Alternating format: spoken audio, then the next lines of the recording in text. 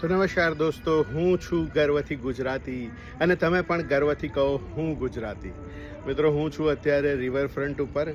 તમે આ એનો વોકવે જોઈ શકો છો, આખો એક તરફનો.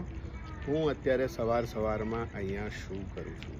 સવારના વાગ્યા છે લગભગ 6 વાગવા આવ્યા છે અને હજી સૂર્યોદય થયો નથી.